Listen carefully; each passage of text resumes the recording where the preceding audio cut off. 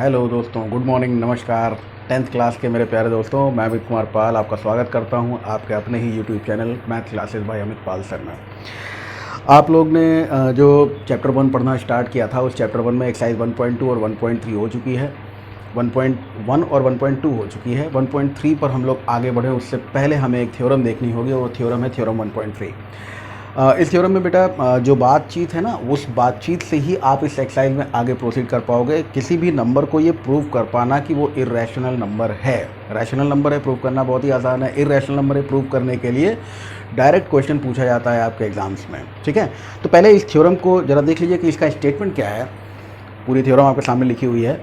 Statement is let p be a prime number if p divides a square then p divides a. तो P क्या है? P एक prime number है, और अगर P ए square को डिवाइड करता है तो P ए को भी डिवाइड करता होगा। ये बात आपको प्रूव करनी है, यही इसका स्टेटमेंट है, ठीक है। अब बिफोर हम इसमें आगे प्रोसीड करें, ये जो पूरा इसका कैलकुलेशन लिखा हुआ है, जो आप देख रहे हो, इसका स्टेटमेंट को हमने प्रूव किया है कुछ अपने जो लॉजिक्स हैं उन लॉजिक्स के थ्रू।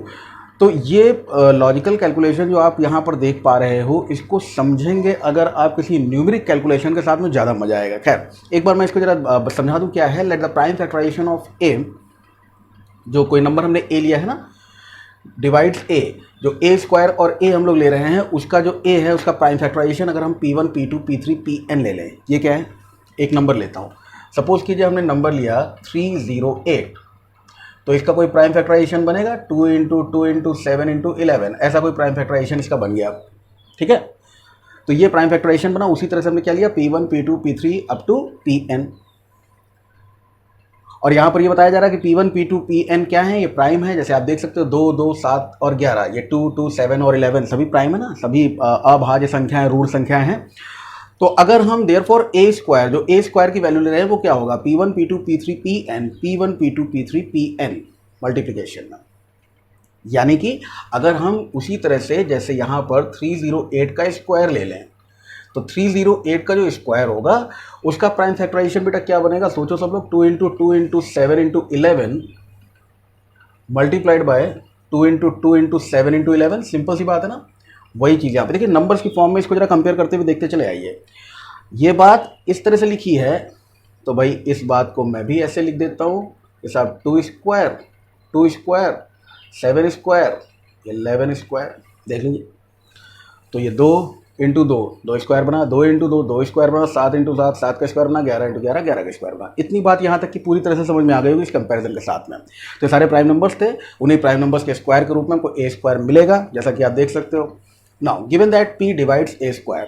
अब ये बात हमको पता है कि जो प्राइम नंबर है, कोई एक प्राइम नंबर, वो ए स्क्वायर को डिवाइड कर रहा है, जैसा कि आप देखिए P डिवाइड्स ए स्क्वायर, मैंने अंडरलाइन भी किया हुआ है। If P divides a square then P divides a, ये हमें प्रूव करना है। तो given that P divides a square, ये बात आपको दी हुई है।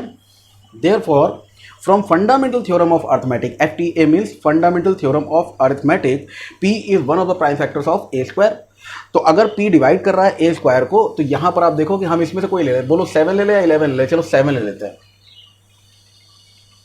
7 ले लेते हैं। और आप लोग देख सकते हो कि अगर ए स्क्वायर, ए की पोजीशन में हमने क्या लिया है? 308। ए की पोजीशन में हमने 308 लिया है। 308 का स्क्वायर जो है वो इस तरह से है। तो आप मुझे बताओ कि ये 7 से डिविजिबल है या नहीं है? बिल्कुल है। अगर डिवाइडेड बाय 7 करते तो रिड्यूस हो जाएगा ना। तो वही कह रहा है, given that P divides a square, therefore from fundamental theorem of arithmetic P is one of the prime factors of a square. Yes of course it is. हाँ है, बिल्कुल है। We realise that the only prime factors of a square are P1 P2 P3 up to Pn। ये हम जानते हैं कि prime factors जो ए स्क्वायर के हैं वो कौन कौन से होंगे? 2 2 7 और 11, यही तो होंगे। और वही प्राइम फैक्टर्स ए स्क्वायर के जो हैं, वही प्राइम फैक्टर्स ए के भी हैं। तो इसका मतलब साफ है कि अगर 7, जिसको हम P की फॉर्म में ले रहे हैं, 7 किस फॉर्म में ले रहे हैं बेटा हम लोग? P की। सो P किस फॉर्म में ले रहे हैं? 7 की फॉर्म में। 7 की फॉर्म में अगर ले रहे हैं, या 11 की फॉर्म में, जैसी इच्छा हो लेना। तो यहाँ पे हम 7 की फॉर्म में किसको ले रहे हैं? P को ले रहे हैं। तो P is one of P1 P2 P3 up to Pn। तो ये जो आप देख रहे हो, ये P1 P2 P3 Pn, इसमें से कोई एक 7 है। तो अगर a की वैल्यू ये थी, तो क्या ये 7 से डिविजिबल नहीं होगी? बिल्कुल होगी। आप देख सकते हो कि ये वाली वैल्यू भी 7 से डिविजिबल है, क्योंकि वो जो 7 है वो हमने p के रूप में माना है और वो उन्हीं फैक्टर्स में से कोई एक था। जैसे यहाँ पर p1 p2 p3 and so on up to pn में से कोई एक p है। तो समझ गए होंगे कि अगर p स्क्वायर किसी एक प्राइम नंबर से डिविजिबल है तो p भी उसी प्राइम नंबर से डिविजिबल होगा, और यही इस थ्योरम का स्टेटमेंट और प्रूफ है। कंपेयर करके बेटा इसको देखोगे, पूरी बात, पूरी कहानी आपके दिमाग में बैठ जाएगी। ठीक है, यहाँ तक की बात आप लोग एक बार फिर से देख लें, रिव्यू कर लें, और उसके बाद में हम लोग स्टार्ट करेंगे तुरंत ही एक्सरसाइज 1.3। देखें इसको।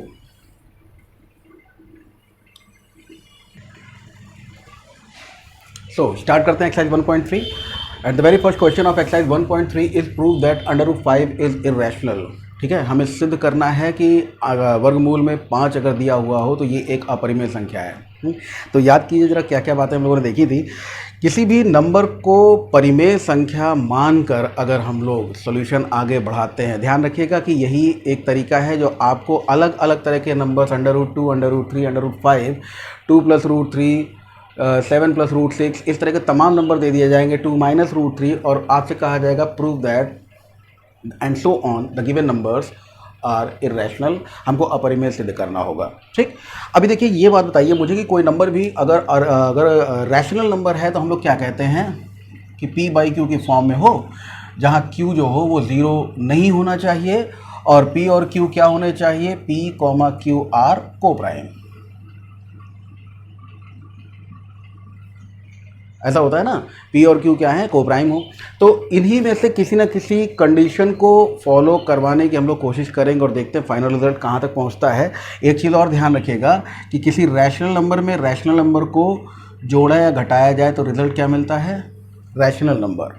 लेकिन अगर किसी इर्रेशनल नंबर में रैशनल नंबर को या रैशनल नंबर में इर्रेशनल नंबर को जोड़ा या घटाया जाता है तो हमें रिजल्ट हमेशा इर्रेशनल नंबर मिलता है।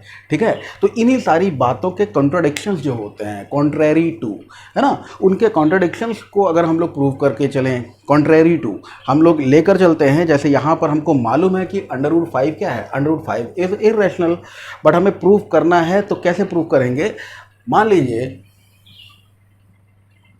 थोड़ी देर के लिए कि √5 एक रैशनल नंबर है।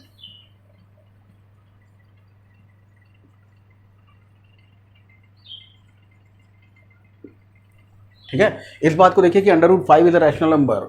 कॉन्ट्रेरी में हम ये चीज़ मानते हैं, यानी विरोधाभास के रूप में हम ये चीज़ लेते हैं। एकॉर्ड होता है अनुसार, कॉन्ट्रेरी होता है प्रत्यानुसार, यानी जो चीज़ है, जो चीज़ अनुसार चल रही है उसके विपरीत हमको बातचीत लेकर चलनी है, उसके आधार पर ये बात आपको सिद्ध करनी है। ठीक है,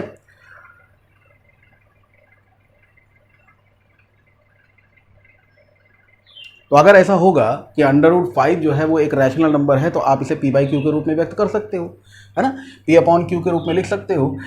यानी √5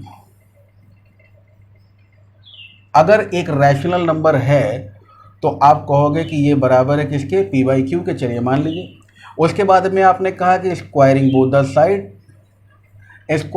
the side,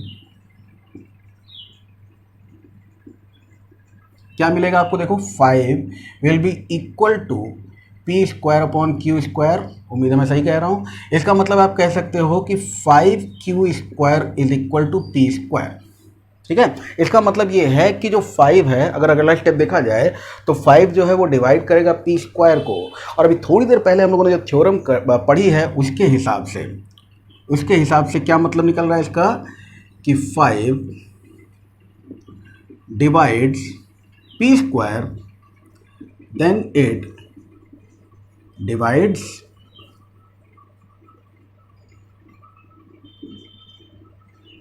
it divides p also। अभी जो थ्योरम पढ़ी है उसके हिसाब से आप देखो ना, ये स्क्वायर के हिसाब से अगर मान लीजिए 5 जो है वो डिवाइड कर रहा है p² को, तो इसका मतलब यही तो है कि ये जो है ये p को भी डिवाइड करेगा। यही चीज़ तो अभी हम लोगों ने पढ़ी थी, बिल्कुल थोड़ी देर पहले जो थ्योरम पढ़ी उसी की बातचीत कर रहे हैं। तो 5q² इक्वल टू p²। ठीक है, अभी मान लेते हैं कि जो p है, ऐसा हमने मान लिया, मतलब कि p² इज इक्वल टू क्या हो गया, इसका मतलब क्या हुआ, इसका मतलब ये हुआ कि P इज इक्वल टू अगर 5m है तो यहाँ पर अगर वैल्यू इसकी डाल दें तो 5Q स्क्वायर, देखिए P स्क्वायर की जगह पर हम ये वैल्यू डाल रहे हैं, ये वाली वैल्यू हम अगर यहाँ पर पुट कर दें तो 5Q square will be equal to P square means 25m square. 5Q square is equal to 25m square. इसका मतलब क्या हुआ कि Q square is equal to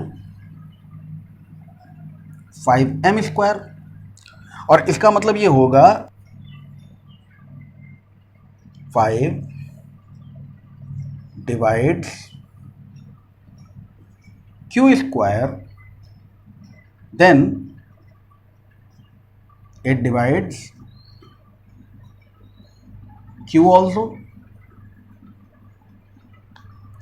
तो अगर 5 जो है वो Q स्क्वायर को डिवाइड करता है तो ये Q को भी डिवाइड करेगा। अभी वाली थ्योरम 1.3 अगेन 1.3 का स्टेटमेंट फिर से आप देख लीजिए, वही चीज़ फिर से आ गई, 5 divides Q square then it divides Q also, है ना, वो Q को भी डिवाइड करेगा। लेकिन यहाँ पर हम लोगों को मालूम है कि P और Q को प्राइम होने चाहिए, और यहाँ पर हम देख रहे हैं कि 5 जो है वो P को भी डिवाइड कर रहा है और 5 जो है वो Q को भी डिवाइड कर रहा है। इसका मतलब क्या हुआ, इसका मतलब ये हुआ कि ये कंडीशन जो है वो कंट्राडिक्ट हो गई ना। हम ये मान के चल रहे थे कि अगर ये रैशनल है, हमने माना कि चलो मान लेते हैं रैशनल है, रैशनल होने के लिए जो शर्त चाहिए कि P और Q जो होने चाहिए वो क्या होने चाहिए, को प्राइम नंबर्स होने चाहिए, और यहाँ पर वो नंबर्स को प्राइम नहीं हैं, तो इस कंट्राडिक्शन को हम चेंज करेंगे। इसका मतलब है कि √5 is not a rational number, बल्कि √5 इज़ एन इर्रेशनल नंबर। ये बेटा प्रूव करने का जो तरीका है, अगर सिंगल नंबर्स होंगे तो उन पर आपको इस तरह से आगे बढ़ना होगा, ठीक है। सिंगल नंबर कोई भी दिया हो, √2 दिया हो ऐसे ही प्रूव करना है, √3 दिया हो ऐसे ही प्रूव करना है, √5 मैंने प्रूव आपको दिखा दिया, ठीक है। इन सारी लाइंस को ध्यान रखिएगा, किस तरह से यहाँ पर हमको इसे किसी और कांस्टेंट जो कि उसका मल्टीपल हो उसके हिसाब से रखना है। बस यही एक लाइन ऐसी है जो आपको याद रखनी है और बाद में इसमें पुट करना है, ठीक है। याद नहीं रखनी मीन्स समझनी है इसको कायदे से। तो ये सीधा सीधा क्वेश्चन आपका एग्जाम का हिस्सा बनता है, ठीक है। दूसरे क्वेश्चन पे आता हूँ, इसको ध्यान से देखें। ओके फ्रेंड्स, फर्स्ट वाला क्वेश्चन समझ में आ गया होगा सभी लोगों को। ये सेकंड क्वेश्चन है, प्रूव दैट 3 + 2√5 इज इर्रेशनल। अब ये प्रूव करना है हमें, तो इसके प्रूविंग में हम लोग क्या करें, लेट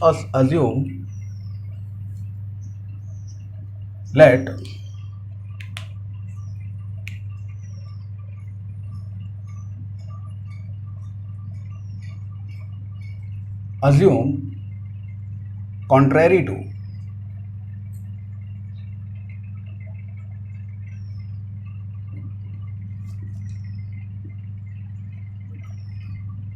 ये पूरी बात हमने लिख दी है, पिछले वाले उसमें नहीं लिखा था। Late us assume contrary that 3 second question है आपका, 3 + 2√5 इज रैशनल। अगर ये रैशनल होगा तो कंडीशंस ये लिखी हुई है, P डिवाइडेड बाई Q होना चाहिए, P और Q इंटीजर्स होने चाहिए, Q 0 के बराबर नहीं होना चाहिए, P and Q are coprime, वो भी लिख देता हूँ कि P और Q are element of integer. इतनी कंडीशंस होनी चाहिए, कंडीशंस पहले से लिखी हुई है आपके पास में। तो अगर आपने ये माना कि कॉन्ट्रेरी कह दिया कि ये रैशनल है, अगर ये रैशनल होगा तो क्या होगा भाई, 3 + 2√5 जो होगा वो होगा P/Q। P/Q की कंडीशंस ये फॉलो करेंगे, और इसका मतलब 2√5 will be equal to P/Q -3, और इसको हम लोग क्या लिख सकते हैं कि √5 विल बी इक्वल टू, इसको बेटा पहले सॉल्व करिएगा सब लोग, ये होगा P डिवाइडेड बाय 2Q, ठीक है ना, ये 2 डिवाइड में हो गया, -3 डिवाइडेड बाई 2। अब अगर ये बात हम लोग जानते हैं कि ये P और ये Q इंटीजर्स हैं, 2, 3 और 2 तो इंटीजर होते ही होते हैं, तो यहाँ पर किसी ये रैशनल नंबर है और ये रैशनल नंबर है, रैशनल नंबर को रैशनल नंबर में जोड़ने या घटाने पर हमको रैशनल नंबर मिलता है, ठीक है। तो रैशनल नंबर को रैशनल नंबर में से रैशनल नंबर घटाने पर हमको मिला √5। इसका मतलब क्या हुआ कि √5 जो होना चाहिए ये होना चाहिए रैशनल, बट we know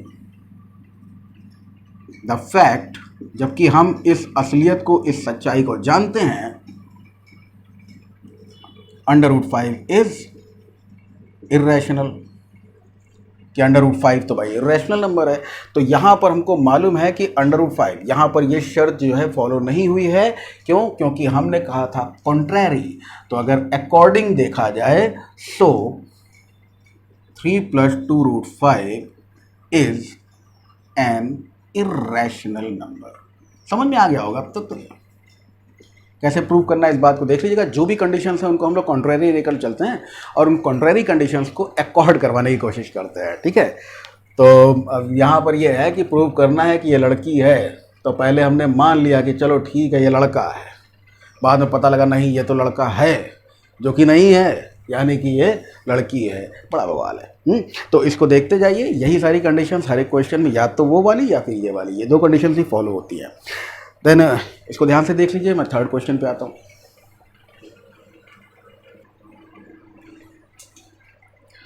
देख सकते हैं यहाँ पर ये आ गया आपका question number 3। Question number 3, prove that following are irrationals. तो 3 क्वेश्चंस हैं और तीसरा क्वेश्चन है और 3 ही पार्ट्स हैं इसके। बिल्कुल वैसे ही चलना है बेटा, बिल्कुल वैसे ही, कॉन्ट्रैरी है ना। तो यहाँ पर कॉन्ट्रैरी चलना है और रिकॉर्ड कर देना। कौन कौन से नंबर हैं? The very first number is 1/√2, the second number is 7/5 and third number is 6 + √2, ठीक है। तो सबसे पहली कंडीशन वही आती है, let us assume to the contrary. Let us assume to the contrary that, अब हम ये भी रखेंगे, ये भी रखेंगे, ये भी रखेंगे, तीनों बातें रख के आपको दिखा देते हैं। Contrary that 1/√2 is rational। जो होता है उसका उल्टा मान लिया हमने, ये रैशनल है। अगर ये रैशनल है तो क्या होना चाहिए? 1/√2 किस फॉर्म में होना चाहिए? p/q की फॉर्म में होना चाहिए। और ये कंडीशंस यहाँ पर लिखी हुई हैं। क्या कंडीशंस? p/q, q 0 के बराबर नहीं होना चाहिए। p और q क्या होने चाहिए? कोप्राइम होने चाहिए। p और q क्या होने चाहिए? इंटीजर्स होने चाहिए। r और r रैशनल नंबर को जोड़ा जाए, घटाया जाए, गुणा किया जाए, भाग दिया जाए, रैशनल मिलेगा। रैशनल और इर्रेशनल को जोड़ा जाए, घटाया जाए, गुणा किया जाए, भाग किया जाए, इर्रेशनल मिलेगा। समझ में आया? अभी 2 कंडीशंस और जोड़ दी मैंने इसमें। हालांकि एक चीज़ आप लोग को मैंने पिछली क्लास में 9th क्लास में बताई हुई है कि इंटीजर और इंटीजर को जोड़ने पर, घटाने पर, गुणा करने पर, भाग करने पर रैशनल भी मिल सकता है और इर्रेशनल भी मिल सकता है। अभी इस वाली बात से कोई लेना देना हमारा नहीं है। इन दोनों बातों को देखिए। तो कॉन्ट्रैरी कर लिया आपने। 1/√2 बराबर क्या हो गया? p/q होना चाहिए, है ना। अच्छा, इसको रैशनलाइज कर लीजिए। रैशनलाइजेशन का प्रोसेस अभी सिखाया गया पिछली क्लास में। तो √2 से ऊपर नीचे मल्टीप्लाई करेंगे तो क्या हो जाएगा भाई? √2 ये मिला, डिवाइडेड बाई √2 इंटू √2, पूरा लिख देता हूँ मैं। 1/√2 मल्टीप्लाइड बाई √2/√2, ये बराबर होना चाहिए किसके? p/q के। यानी √2 divided by 2 will be equal to p/q और √2 is equal to 2p divided by q। अब आप लोग मुझे बताओ कि यहाँ पर जो हमने कहा उसमें ये है कि p और q क्या है? p and q are integers. p और q इंटीजर्स हैं तो 2 से मल्टीप्लाई हुआ तो भी इंटीजर ही हुआ ना, 2p इंटीजर ही हुआ। इंटीजर को इंटीजर से, तो ये दोनों इंटीजर्स हैं, p/q। ये बराबर हैं किसके? ये अगर इंटीजर्स हैं तो ये रैशनल हो गए। ये क्या है? बराबर रैशनल। अब फिर वही कंडीशन आ गई, but we know the fact, but we know, जबकि हम जानते हैं कि सच्चाई क्या है, but we know the fact √2 is irrational. जबकि हम सच्चाई जानते हैं कि √2 क्या है? इर्रेशनल नंबर है, इसलिए 1/√2 भी इर्रेशनल होगा। Therefore 1/√2 is an irrational number. Prove हो गया? इसी तरह से करना है, यही चीज़ बार बार लेकर चलो। अभी जैसे इसको देख लो भाई सब लोग, ठीक है। स्क्रीनशॉट ले लीजिए, जो जगह देता हूँ मैं आपको, जगह छोड़ देता हूँ कि कर लो ये स्क्रीनशॉट लेने के लिए। अब यहाँ पर अगर हम कह दें सेकंड पार्ट, ये कौन सा था आपका? ये फर्स्ट पार्ट था। हमने कह दिया अगर यही फर्स्ट नहीं सेकंड पार्ट ले लें, ये वाला, तो आप क्या करोगे, let us assume to the contrary that 7√5 is rational. ठीक है, 7√5 इज रैशनल, ये बात आपने मानी है। इसका मतलब ये हुआ कि 7√5 जो होना चाहिए वो p/q के रूप में होना चाहिए। इसका मतलब क्या हुआ, इसका मतलब ये हुआ कि √5 इज इक्वल टू p/7q होना चाहिए। इसके बाद की बात हटा दें अगर, तो √5 p/7q होना चाहिए। p और q इंटीजर्स हैं, लिखा हुआ है, 7 भी एक इंटीजर है, मतलब p/q की फॉर्म में मिल गया, p/q की फॉर्म में मिल गया, मतलब ये एक रैशनल नंबर है। But we know the fact that √5 is irrational, that's why therefore 7√5 is irrational. Contrary to लेकर चल रहे थे ना, उल्टा लेकर चल रहे थे, बात उल्टी ही मिली, तो इसका मतलब सीधा लेकर चलो, सीधी सी प्रॉब्लम। तो यहाँ पर ये इस तरह से आप अभी अगर थर्ड पार्ट लेकर चलो तो चलो बता ही देता हूँ इसको भी झटके में। ये पूरी बात आप लोग समझ चुके हैं यहाँ पे। थर्ड वाला भी, हालांकि ये थर्ड वाला बिल्कुल वैसा ही है जैसा हम लोगों ने सेकंड क्वेश्चन लिया है, लेकिन पूरा लिख देता हूँ मैं। तो अगर यहाँ पर हम लोगों को इसका थर्ड पार्ट करना होगा तो भी यही सारी कहानी, let us assume to the contrary that 6 + √2 is rational. ठीक है, 6 + √2 अगर रैशनल होगा तो 6 + √2 के रैशनल होने पर जो बात पता चली है वो p/q के रूप में लिखा जा सकता होगा। इसका मतलब हम कह सकते हैं कि √2 will be equal to p/q -6, यानी कि हम कह सकते हैं कि p/q -6/1। देखिए बुक में थोड़ा सा चेंज हो सकता है दिया हुआ हो, लेकिन यहाँ पर ऐसे लिखोगे तो भी कोई गलत नहीं करेगा। क्यों? क्योंकि ये एक रैशनल नंबर, ये एक रैशनल नंबर, रैशनल नंबर में रैशनल नंबर जोड़ो या घटाओ आपको रैशनल नंबर मिलता है। तो रैशनल नंबर में रैशनल नंबर हम लोग घटा रहे हैं तो हमको रैशनल नंबर मिलना चाहिए, दैट इज √2। तो यहाँ से हमको पता चल रहा है कि √2 इज रैशनल। अब फिर वही लिख दीजिए, but we know the fact √2 is irrational, therefore 6 + √2 is irrational. Contrary to चल रहे थे, अकॉर्डिंग कर दीजिए, विरोधाभास लेकर चल रहे थे, प्रत्यानुसार लेकर चल रहे थे, तो अनुसार क्या होगा, ये रैशनल होगा। ठीक है भाई, समझ में आ गया होगा पूरी बात। अब इसके बाद में हम लोगों को रिविजिट करना है। रिविजिटिंग करना है किस बात पर, हमको फिर से उठना है, एक बार फिर से देखना है उस चीज़ को जो हमने 9th क्लास में देखी।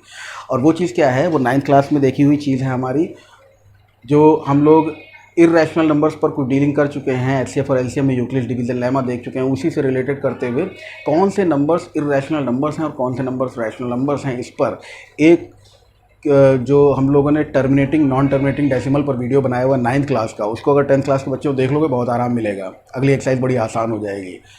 लेकिन अभी के लिए इस एक्सरसाइज में इतना ही रखते हैं, और कुछ तो है नहीं इसमें। इसको एक बार पूरा सीक्वेंस समझ लीजिएगा, एक बार समझ में आ गया तो जो भी आपसे पूछेगा आप उसको बड़े आराम से कर लोगे। और उस थ्योरम का ध्यान देना, थ्योरम सीधे सीधे आपके एग्जाम में आ सकती है। ठीक है, आज के लिए इतना ही, थैंक यू।